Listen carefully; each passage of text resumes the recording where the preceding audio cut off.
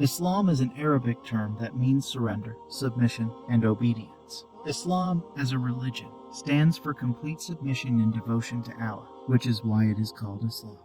Everyone can perceive that the universe in which we live is ordered. All of the units that make up this universe are subject to law and order. Everything has a place in a grand scheme that is working magnificently and superbly.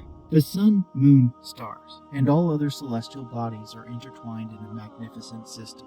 They have an unchangeable law and do not deviate from their predetermined path. The earth revolves on its own axis, and the sun meticulously follows the course marked out for it in its revolution around the globe. Similarly, everything in the universe, from the whirling electron to the gigantic nebula, follows its own set of rules. Matter, energy, and life all have rules that govern how they develop, change, and live and die. Even in the human realm, the laws of nature are clearly visible. A system of biological rules governs man's birth, growth, and life. He obtains food from nature in accordance with an unchangeable law. All of his organs, from the smallest tissues to the heart and brain, are governed by the laws that have been set for them. In summary, ours is a law-governed cosmos, and everything in it is following the predetermined path. This strong, all-encompassing law, which rules everything in the universe, from the tiniest grains of dust to the beautiful galaxies in the high skies, is the law of God, the cosmos' creator and ruler. Because the entire creation obeys God's law, the entire cosmos physically follows Islam, because Islam means nothing more than obedience and surrender to Allah, the Lord of the universe. The sun, the moon, the earth, and all other heavenly bodies are thus Muslim. The same is true for air, water, and heat, as well as for stones, trees, and animals. Everything in the universe is Muslim, because it obeys God by adhering to his laws. Even if a guy refuses to believe in God or worships someone other than Allah, he is still a Muslim in terms of his physical existence. Every tissue of his muscles and every limb of his body followed the course specified by God's law throughout his entire existence, from the embryonic stage to the body's destruction into dust after death. His head, which he freely bows to other than Allah, is a devout Muslim. His heart, in which he preserves love and reverence for others despite his lack of genuine knowledge, is Muslim by intuition. These are all obedient to divine law, and their functions and movements are guided only by its injunctions.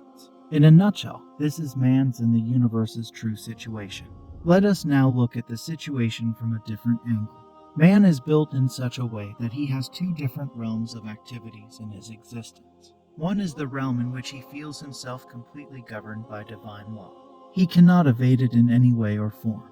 In fact, like other creatures, he is completely caught in the grip of the law of nature and is bound to follow it.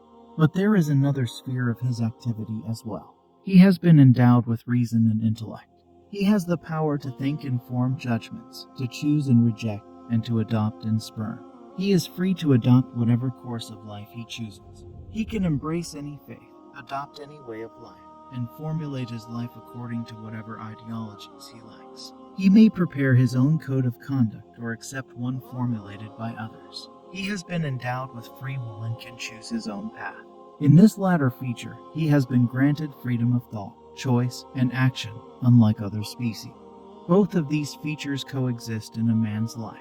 In the first place, he, like all other creatures, is a born Muslim who always obeys God's commands and is obligated to do so. In terms of the second point, he is free to become or not become a Muslim. He has been given the freedom of choice, and it is how this freedom is exercised that divides mankind into two groups, believers and non-believers. A perfect Muslim is one who chooses to acknowledge his Creator, accepts him as his true master, honestly and diligently adheres to his rules and injunctions, and follows the code he has revealed to man for his individual and societal existence. He has, in a sense, completed his Islam by intentionally resolving to obey God in the arena in which he has freedom and choice. His entire existence is now one of obedience to God, with no conflict in his nature. He is a perfect Muslim, and his Islam is complete, for this submission of his entire being to Allah's will is Islam and nothing else. He has now consciously surrendered to God, whom he had previously unconsciously obeyed.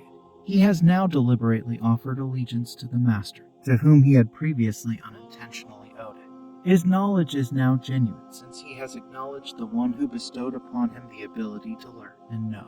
Now his reasoning and judgment are in sync, since he has wisely chosen to obey the being who bestowed the faculties of thinking and judging upon him. His tongue is also genuine, for it proclaims its confession of the Lord, who gave it the faculty speech with conviction. He voluntarily and involuntarily obeys the laws of the same one God as the entire cosmos and all domains of life because he worships him, to whom the entire world is for him and he is for God.